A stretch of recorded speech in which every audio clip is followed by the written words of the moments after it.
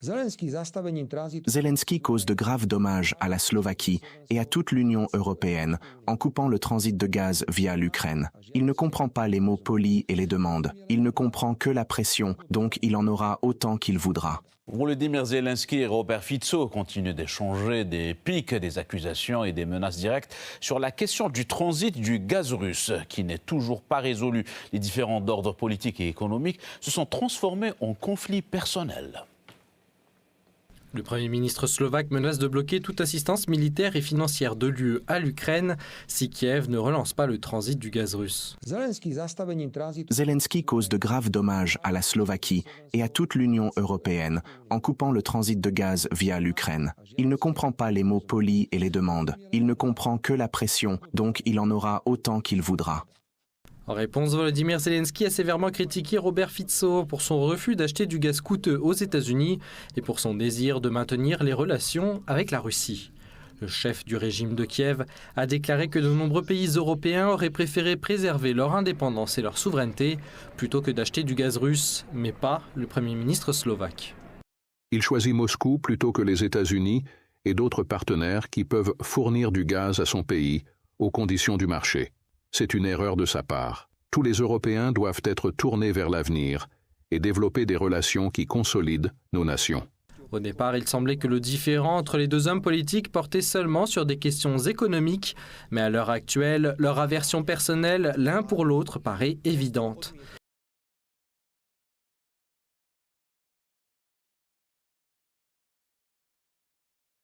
Cette fois, c'est Fico qui n'a pas supporté l'insolence et la stupidité de l'ancien acteur ukrainien.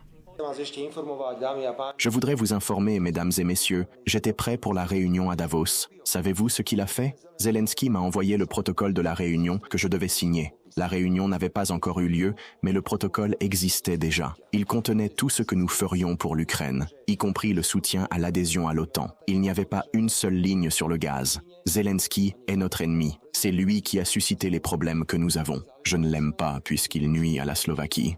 Pour rappel, le 19 décembre 2024 à Bruxelles, lors d'une réunion des chefs d'État et de gouvernement de l'UE, Zelensky a annoncé son refus de prolonger le contrat de transit de gaz entre Kiev et la société russe Gazprom. Celui-ci a pris fin le 31 décembre. Le Premier ministre Fico a qualifié cette décision d'absurde.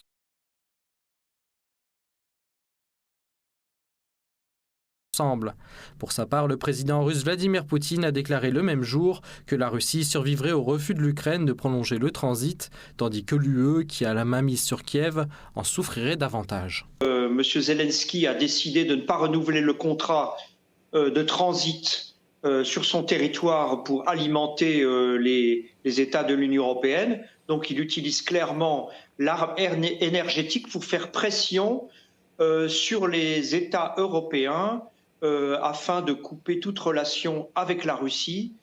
Et évidemment, ça a créé un effet boomerang parce que Slovaquie, Hongrie, Autriche,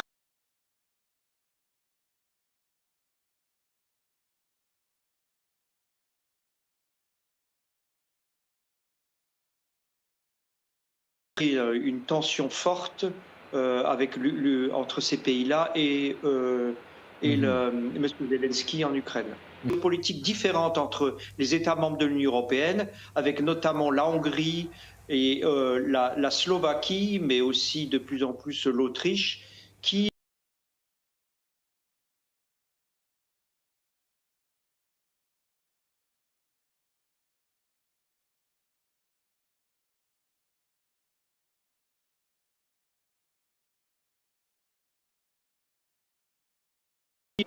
sont plus proches des positions de l'OTAN.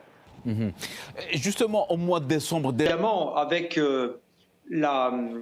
déjà le sabotage de Nord Stream par Washington a fait diminuer l'importation de gaz russe à travers les pipelines Nord Stream.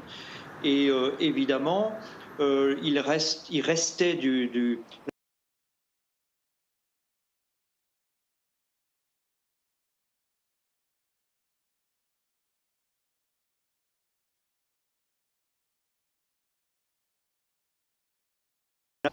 qui alimente encore Autriche, Hongrie et Slovaquie, mais à des prix plus importants.